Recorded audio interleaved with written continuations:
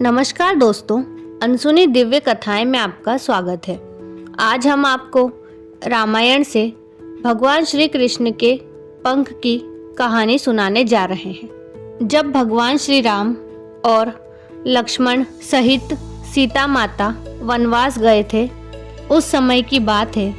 वनवास के दौरान माता सीता को प्यास लगी।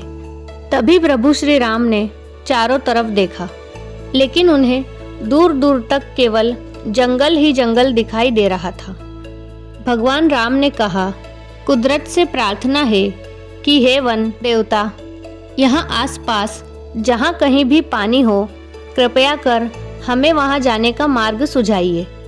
तभी वहाँ पर एक मयूर ने आकर कहा कि प्रभु, यहाँ आगे थोड़ी ही दूरी पर एक जलाशय है। चलिए, मैं आपका मार्ग पथ प्रदर्शक बनता हूँ, किंतु मार्ग में हमारी भूल चूक होने की संभावना है।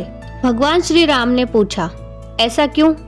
तो मयूर ने जवाब दिया कि मैं उड़ता हुआ जाऊंगा और आप चलते हुए आएंगे, इसलिए मार्ग में मैं अपना एक एक पंख बिखेरता हुआ जाऊंगा। उसके सहारे आप जलाशय तक पहुंच ही जाओगे। यहाँ पर एक बात स्पष्ट कर दूं कि मयूर के पंख एक विशेष ऋतु एवं एक विशेष समय में ही बिखरते हैं। यदि वह अपनी इच्छा के विरुद्ध अपने पंखों को बिखेरेगा तो उसकी मृत्यु हो जाएगी। और वही हुआ। अंत में जब मयूर अपनी अंतिम सांस ले रहा होता है, तब उसने अपने मन में ही कहा कि वह कितना भाग्यशाली है जो प्रभु श्री राम संपूर्ण जगत की प्यास बुझाते हैं। ऐसे प्रभु की प्यास बुझाने का सौभाग्य उसे प्राप्त हुआ। उसने कहा, मेरा जीवन धन्य हो गया और अब मेरी कोई भी इच्छा शेष नहीं रही।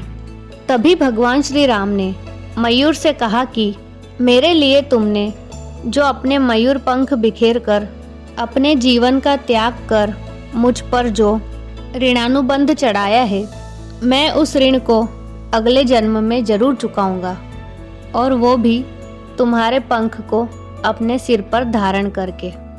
तत्पश्चात अगले जन्म में श्री कृष्ण अवतार में उन्होंने अपने मुकुट पर मयूर पंख को धारण कर वचन अनुसार उस मयूर का ऋण उतारा था। इस पूरी कहानी का तात्पर्य यही है कि यदि भगवान को ऋण उतारने के लिए पुनः जन्म लेना पड़ता है, तो हम तो मानव हैं, न जाने हम कितने ही ऋणानुबंध से बंधे होंगे। उसे उतारने के लिए हमें तो कई जन्म भी कम पड़ जाएंगे। तो दोस्तों, यह थी भगवान श्री कृष्ण के पंख से जुड़ी एक रोचक कहानी। आपको यह कहानी कैसी लगी, हमें कमेंट करके ज़रूर बताएं।